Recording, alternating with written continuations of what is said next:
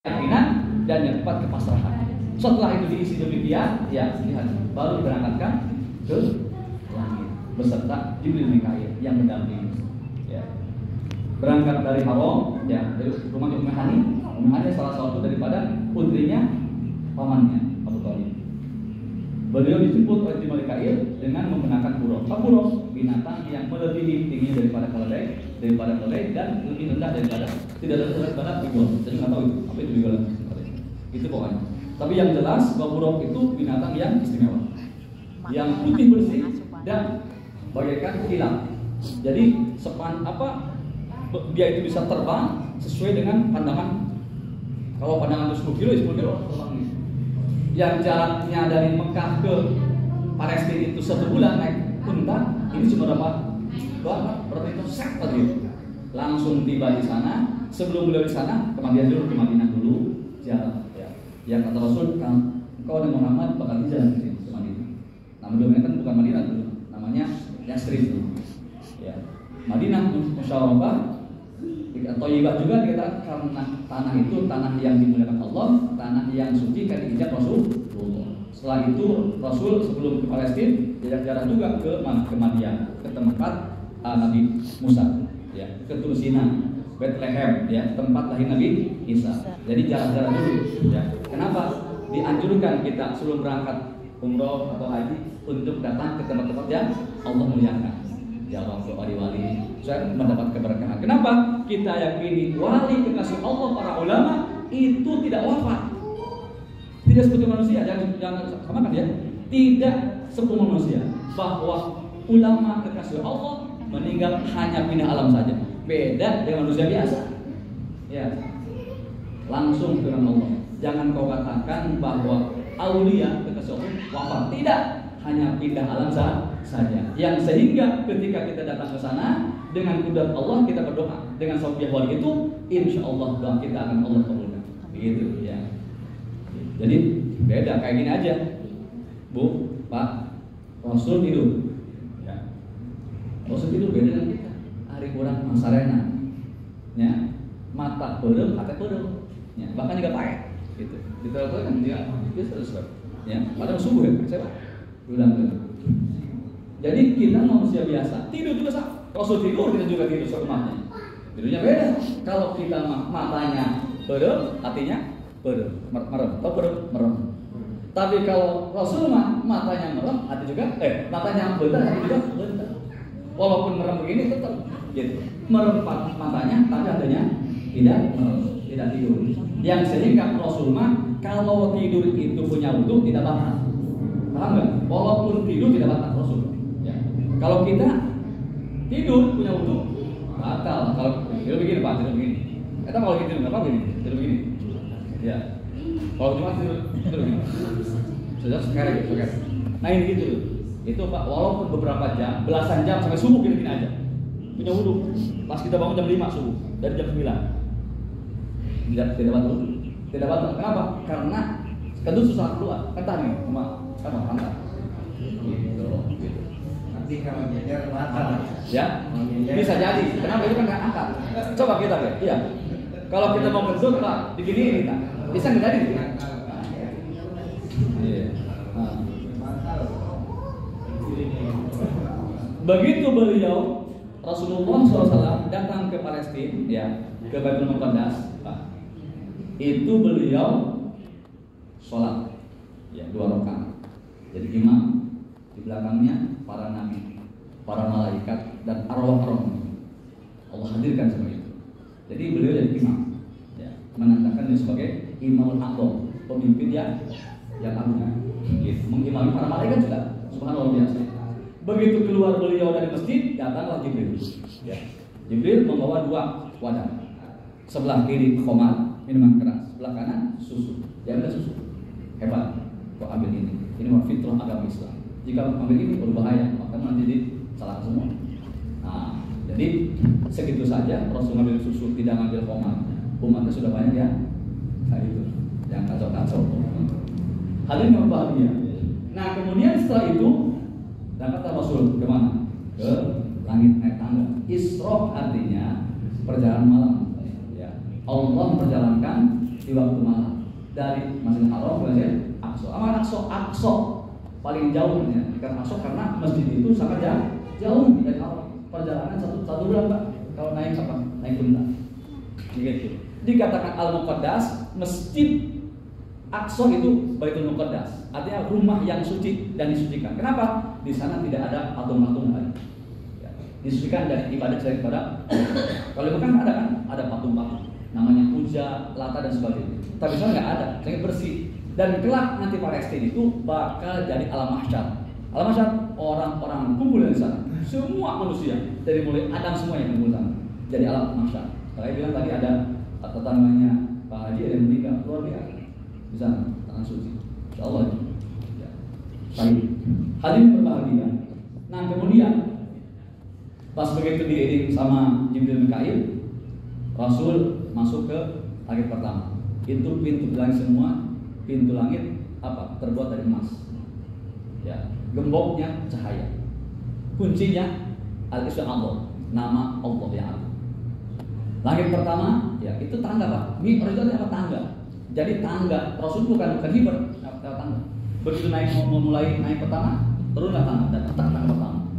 Jadi tangga itu punya anak tangga 10. 7 lapis bumi, tangga semua.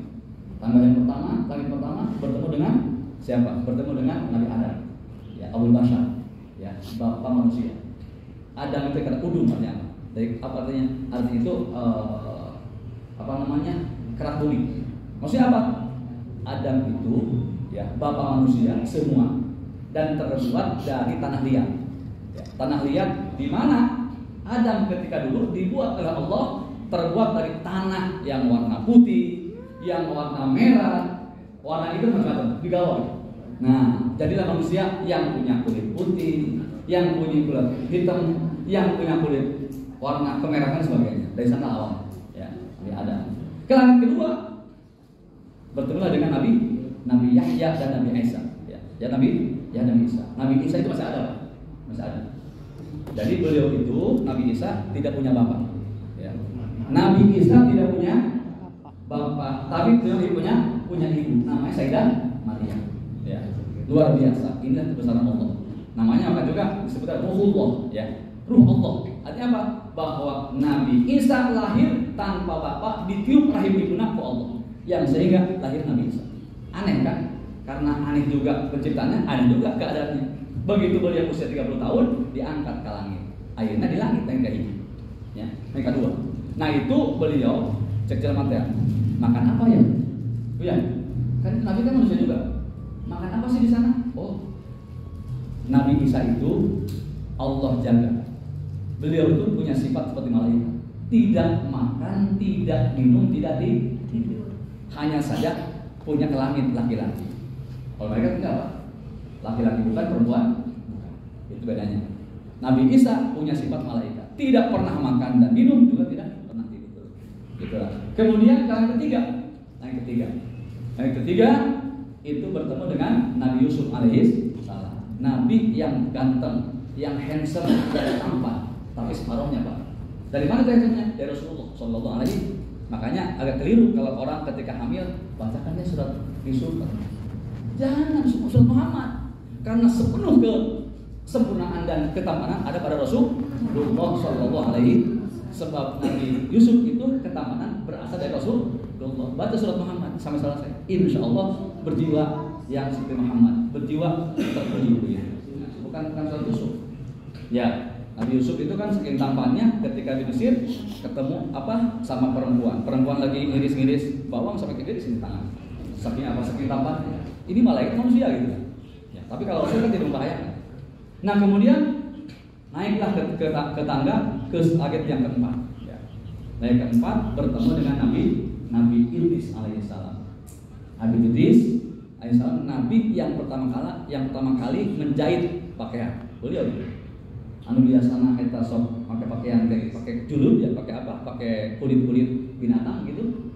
Begitu beliau mengawali pembuatan baju dari apa namanya? Karet. Nabi Idris. Nah, Nabi saya berapa? Ya. Kemudian berikutnya Nabi apa? Nabi Harun. Ya. Nabi Harun, Nabi yang langit ke apa itu? Kelima. Ya. kelima, Nabi Harun. Nabi Harun itu saudaranya Musa. Kemudian berikutnya ada apa? Nabi Musa alaihis salam, yaitu ke langit yang ke-6. Ke-6. Kemudian berikutnya melintasi langit yang ke-7, yaitu bertemu dengan Nabiullah Ibrahim alaihi salam, Khalilullah. Ya. Beliau ketemu sedang duduk dekat pintu surga, ya, duduk di atas kursi, saya bersandar ke Baitul Ma'mur. Ya, itu ketemunya Nabi Ibrahim seperti itu ketika Rasul Mi'raj. Yang ke-7 itu malaikat masuk terus. Setiap hari 70.000 malaikat ke Baitul Ma'mur. Apa itu? Kalau itu tempat tawafnya malaikat. Lamun tawaf di urang mah nyata Ka'bah. Kalau di sana apa? Kalau di sana Baitul Ma'mur. Kalau malaikat 70.000 malaikat sudah masuk ke sana, tidak akan kembali. Baik sana. Setiap hari 70.000. Nah, kemudian tangga berikutnya yaitu Sidratul Muntaha. Ya. Yaitu tangga ke-8. Apa Sidratul Muntaha itu? Muntaha ada sebuah pohon di mana daunnya seperti telinga gajah. Kemudian apa namanya? Buahnya seperti tampayan. Tahu tampayan enggak? Tempat cahitan gede. Ada. Apa kayak ember. Buah deh. Itu buah-buahan. Itu Sidratul Muntaha. Ya. Tahu tampayan kan? Tahu tampayan. Tampayan tahu. Dan berikutnya yang ke 9 yaitu kursi, ya, kursi. Dan yang keempat arasy, yang ke-10. Jadi 7 lapis bumi, tangga, kemudian 8-nya Sidratul Muntaha, 9-nya kursi, 10-nya arasy. Dan juga Rasul sampai ke tempat yang di mana malaikat Jibril tidak kuat. Jadi Rasul itu punya pangkat makom, derajat yang Jibril tidak kuat untuk melakukan itu. Begitu menghadap pada Allah, Jibril ditinggalkan, kan tidak kuat untuk mengikuti. Sampai ke sana. Berarti ilmu dan makom Rasulullah melebihi Jibril yang luar biasa. Ya. Sampai-sampai Rasul bertemu dengan Allah tanpa dihijab. Disinilah derajat Rasulullah Shallallahu Alaihi Wasallam. Bapak Ibu bahagia. Kemudian perlu kita catat, ya.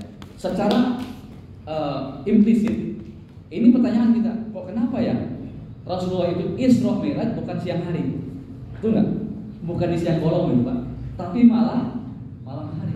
Ini menunjukkan bahwa mendekatnya kita kepada Allah sebaiknya malam, lebih tenang, lebih sunyi, lebih enak malam hari ketimbang di siang bolong.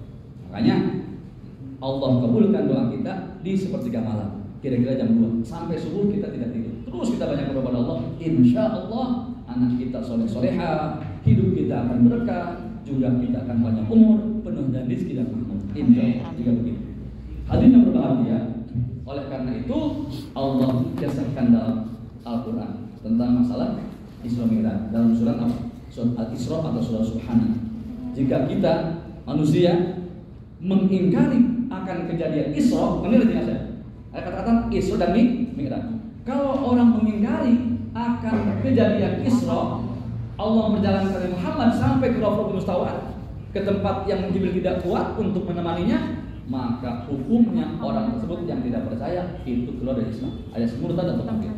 Kalau kita tidak meyakini adanya kejadian Isra. Beda dengan Mi'raj. Kalau Mi'raj itu apa? Naik tangga itu ke langit, sampai ke langit 7, sampai ke Sidratul, sampai ke kursi, sampai ke arasy. Itu hukumnya fasik kalau orang tidak percaya.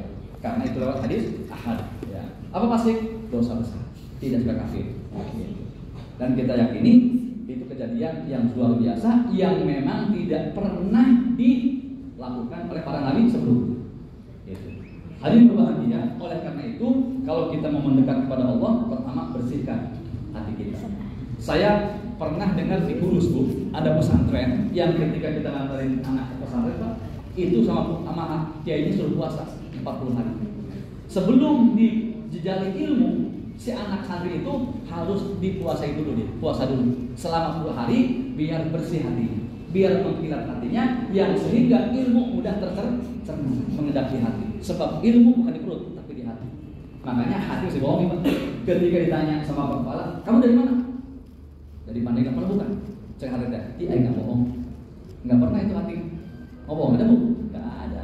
Mulut nggak bohong, hati nggak bisa dibohong. Yang sehingga nanti kelak di hari kiamat mulut akan dikunci rapat.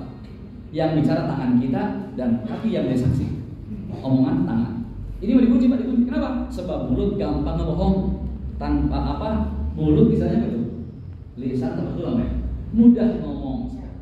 Iya. Jadi makanan hati dan ilmu. Jadi hati ada tempat ilmu. Ya, tempat malaikat juga, tempat ilham juga. Jadi kalau orang itu semakin putih bersih hatinya, akan semakin terlihat nanti akhlaknya mulia.